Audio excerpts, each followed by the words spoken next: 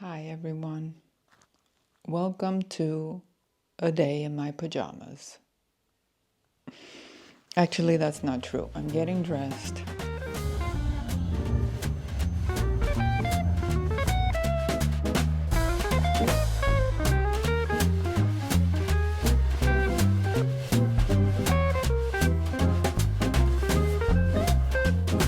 I like a lot and I like the black one.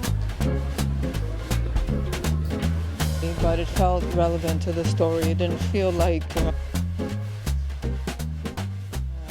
yeah, we're going to be doing some things today that I need to get done. I am, not that I need a reason, but I actually have a reason. I'm going to the bookshop today to get a book from my daughter before she leaves again. And I mean, I know she can buy the book in New York, but that's beside the point. So we're going to be going to the bookshop. I want to go to Muji to get a specific notebook, and I will explain why later, because I don't want to explain while you're sitting in my closet and I'm in my pajamas. So let me get dressed. I have one pair of sweatpants, and then everything else are my Adidas, pants. But I feel like I'm like the Adidas girl with the pants. And honestly, those weren't, like, I didn't even buy those for myself. Those belong to my kids. And I have a pair in red and purple and black, but it's like, that's the rotation. And again, there's nothing wrong with a rotation. Obviously, your clothes are there to be rotated, but it's like, I don't want to be the Adidas girl. Or shall I say Adidas? I had my first day of teaching a few days ago, and I was unusually nervous, and it wasn't like a performance anxiety thing, like at all, because I don't feel that with teenagers. I don't know why. Like if I'm in a room full of adults, I will definitely have performance anxiety. But I feel like with teens, I don't have that at all. Like I just feel very much like I can be myself, and all my like freakish little things are, like just quirks to them. But anyway, I think because honestly, last year, that's what I wanted to say. Last term, the group I had last term, they were so traumatized from things that were happening in school, and I just felt like I was a sponge for all of it, and I take that very seriously. I've said it before, I've said it many times, but like, it's hard to hold on to that and not know how to let it go. So I was so nervous for this new group. I knew about like 7 students from the group already. The others were new to me, and I was just like, I don't know, I just felt so unsure of myself. And I walked to work that day because the walking helps me like process. And so I was just like trying to talk to myself and being like, okay, like, or rather like setting a tone, like what kind of tone I want to set for the day, for the atmosphere, for the school year actually, but mostly for that first day. I have this box of questions that these are questions that I've created myself, and each question gets like a little paper. I put each question on a piece of paper, and then I fold up the paper, and then I put them in a box. And each student has to pick a question, and they read it aloud and they answer it. If it's too uncomfortable for them, obviously they don't have to answer. But the questions are in relation to, let's just say they're more like emotional intelligence kind of questions. Like, what's your least favorite emotion? Or, what emotion makes you the most uncomfortable? Yeah, so things like that. But like, I've created every one of those questions are like, they're from my head, basically. And I chose them thinking of the age group thinking of things that I think should be talked about in a safe environment with that age group in mind. But again, it's like you never know. The other thing that I always make sure, because the class is about critical thinking, it's about reading, basically, and mostly I want to, the class obviously is catered to readers, but I want the non-readers to feel equally good in the class and be like, listen, where I'm like, of course I want you to be a reader, like for your sake, for the beautiful journey that is, and that it will take you across your lifespan. But if you're not a reader, that's okay too. I just mostly want you, the students, to feel safe here and feel good and just feel like you can be yourself and talk about things that maybe you can't talk about in math or chemistry or whatever. Let me get dressed here and put some lotion on my face and fix my hair and maybe just get myself organized. I just asked my son, because school is closed today. There's like a staff day at the school. So I just asked my son if I could borrow his shirt, which is my favorite of them all. I mean, I picked it for him when we were in New York, and I was expecting a firm no, but instead it was just like, sure, Mimi. So I'm just going to ride with it. I'm not going to be patronizing and be like, what? I'm just like, okay, thank you. So I may just wear his beautiful shirt that I picked for him. This one, look at this. Look at those beautiful colors. But let's see how it looks on me, because that's a whole other story. I may or may not be fully dressed in my son's clothes. Yep. Oh, not the socks. The socks are mine.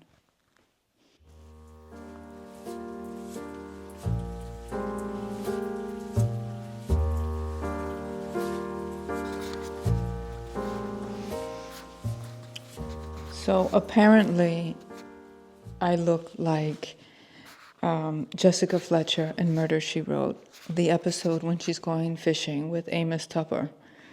And do I find that a compliment? Absolutely. I'm wearing my birthday vest, which kind of looks like my shirt. Kind of blends in, but yes, sirree. Off to Cabot Cove I go. We are taking the longest route possible to our destination, because my buddy's with me today. But it's a beautiful day. I mean, look at this. Look at this glorious sunlight. It's not so cold out, although I am kind of chilly. But it's just perfect.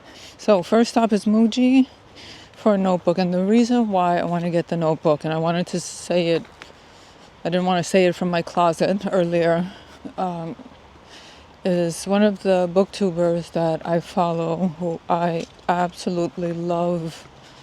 I love her energy. I love her. There's a very quiet thoughtfulness to her speaking about books. She's just so calm and just lovely. And her username, is it username, handle, what's the word, is Literary Layer.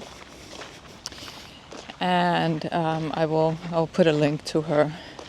Anyway, she was mentioning, there was one video of hers that she talked about why she's no longer on Goodreads or Storygraph.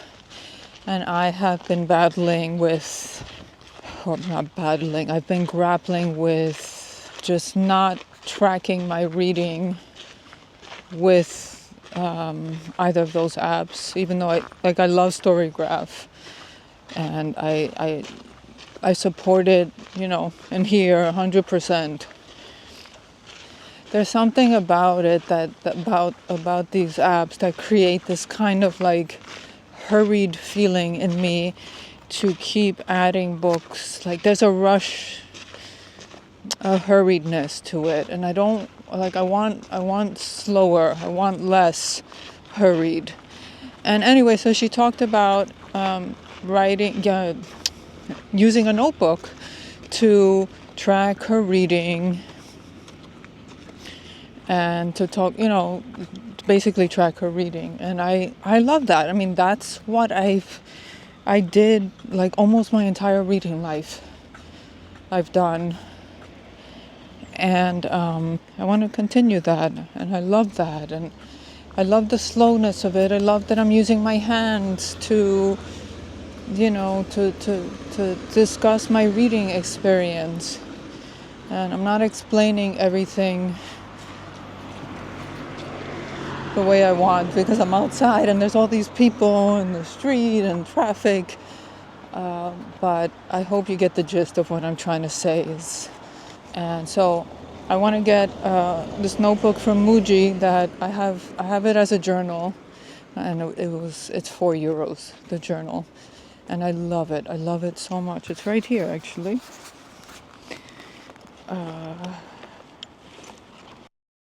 It's right here. It's right here. It's super simple. You can get it in black, this brown, and I think there's a gray. And you can get it lined, or blank, or dotted. I like blank pages. I don't like lines. They distract me. So yeah, I'm going to get the same book, but it's just going to be for reading. I'm not quite ready yet to abandon Goodreads or Storygraph, but I'm mentally there. Like I'm mentally doing it. But either way, I still want to do this tracking with notebook and pen like the good old days. Yeah, here, it's kleine Buchladen. Oh, they usually have books out here in the windows. Look at that beautiful sky. Oh my goodness, such a beautiful sky.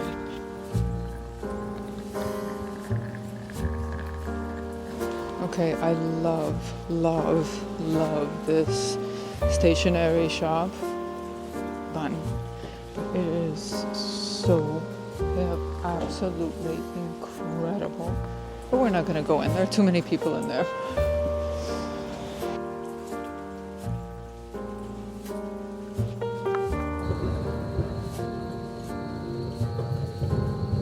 really like these.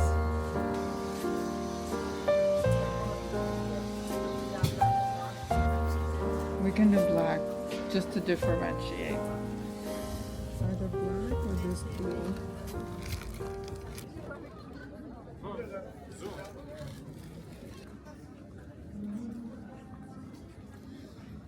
Oh my god. Oh, I like the cream. Do you like the cream one? Wish Uno would have come here with me.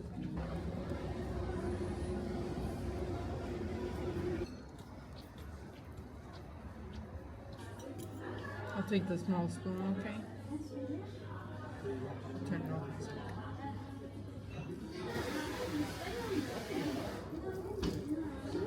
I seriously love this place, but the busyness, it's a bit much for me. So I don't know what to do because this place is like one of the few places. I mean, Berlin is the vegan capital of the world, but still, it's like this is one of the few places that has so many vegan and gluten-free options. But like, I'm happy for this business that it's so crowded and it's so well loved, but oh my god, it is, yeah. It's so pretty. So we're almost at Dussmann, like 15-minute walk from there. And I didn't even say, I only partially said why I'm going there. The other half of it, I think a fly just went into my mouth. The other reason is I am doing 2 buddy reads with 2 separate booktubers. One is with Tamara Jordan. I absolutely love her channel. She is a reading machine though. So like, yeah, I think she's read over 180 books this year.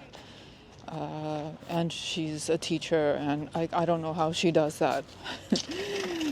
So, but we are reading, let's go through here, right?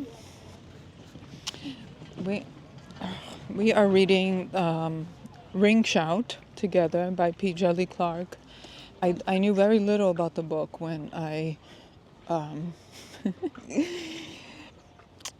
when it was selected. I knew just like a vague premise. And I'm on chapter 2 now. It takes place in 1919 in Macon, Georgia. And it's about a group of people who hunt KKK members. And I think that sounds like a distress. Focus, cat, focus, focus. These crows are hooligans. They are. They're smart as hell, but they're hooligans sometimes.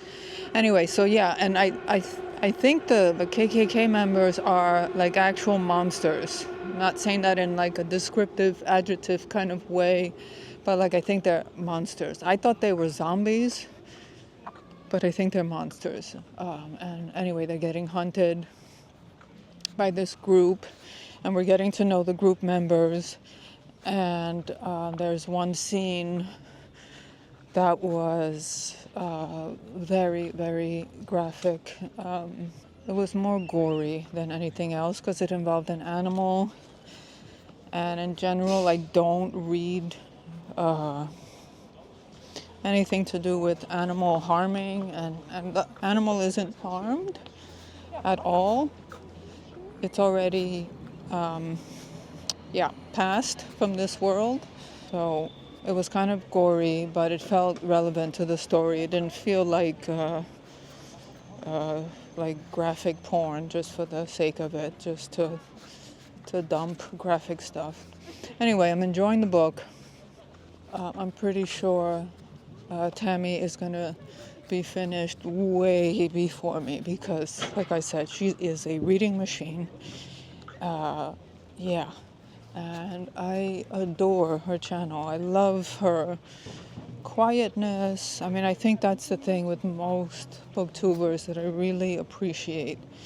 There's this combination of quietness, but also goofiness, like silliness. And I'm not even sure if we even need to have the same books in common. It could just be, it's a vibe thing. Yeah. So we're reading that together.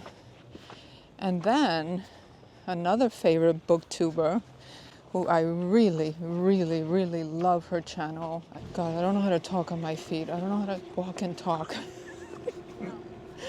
Her name is Melissa Renee, and I will also link her channel. And I asked her if she wanted to buddy read, and she said yes. And so I said I would go to the bookshop. I'm going to the bookshop anyway, and I thought I would I would look around, see what I find, send her a few photos, see if there's anything she likes, and then we can read it together. Melissa is an expat living in Prague, and studying to be a librarian. And the first time I saw one of her videos, my kids were like, oh my God, this person is like you. Reading the same books, just the whole vibe. But there's just something so lovely about her. I really just enjoy her channel. And like more than anything, it's just what the person brings to their channel. It's them that I'm more drawn to than whatever they read. Of course, whatever they read is the bonus, but it's really their personality. I'm like, I really like this person. And I have a few others that I adore too, which I'll talk about at another time. But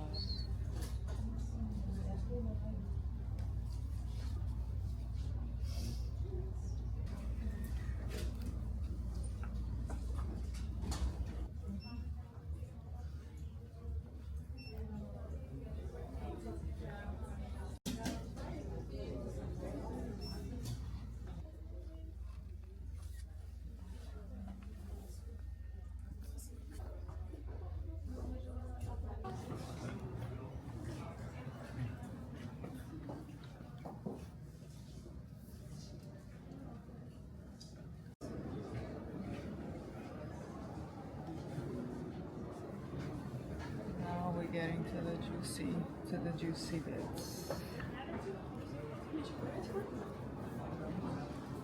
All right, Melissa. Oh my God. I don't know. I don't know. I don't know. I don't want to make the wrong choice. I don't know. I'm always like worried I'm choosing the wrong things. Okay. Okay, I'm choosing this one for my daughter. I believe this is another fanfic that got traditionally published. Melissa, I don't know. Like, this is brand new. And I can't remember what I read by Lila Sage, but I did really enjoy it. Oh, okay, there seems to be a supernatural touch to this one. Okay, okay. Okay, this one, I just read the first paragraph in the back, and it sounds super fun. Rosemary is a successful horror author with a secret. She can see ghosts. Okay, that's all I need to know. That sounds amazing. And then Ellis, okay, so it's a romance. Oh, damn, it's a cozy and spicy paranormal romance. Ellis is a heartthrob, Hollywood heartthrob tired of his action hero persona. Instead, he dreams of being a serious actor. Also, Melissa,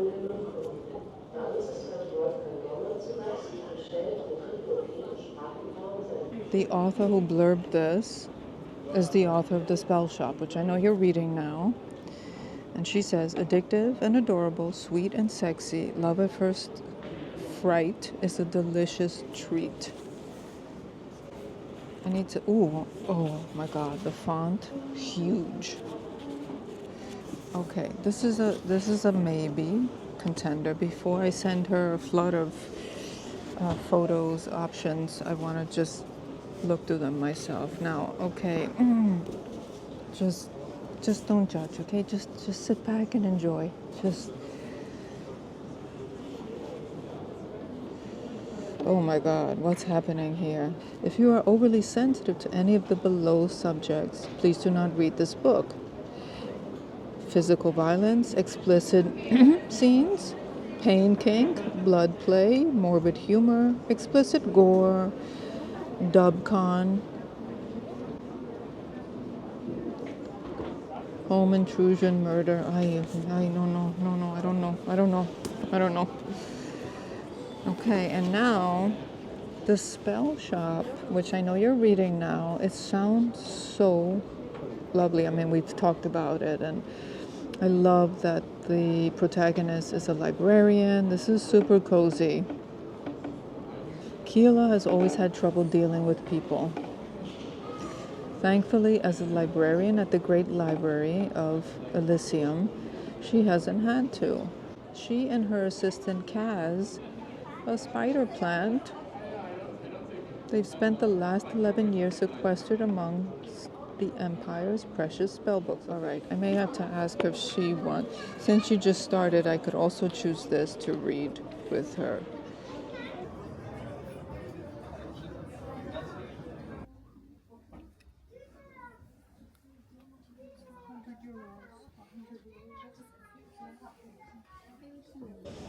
Oh my God. God, I'm so tired. I have no idea why. But I'm gonna go home now and I'm gonna make a lasagna. I just suddenly had the urge for lasagna. I'm home. Hold on. Whoa, where do I put this? Maybe my necklace? No. What do I do? No, I'll put it here. So yeah, oh, look. This is how we improvise. Oh, it's magnetic, I forgot. Oh my goodness. Okay. Everyone is starving. The house, yeah. I just unpacked the groceries. Usually I do everything like timely and orderly, but since everyone's hungry, I'm just gonna get right to it. And these are the lasagna sheets that are gluten-free.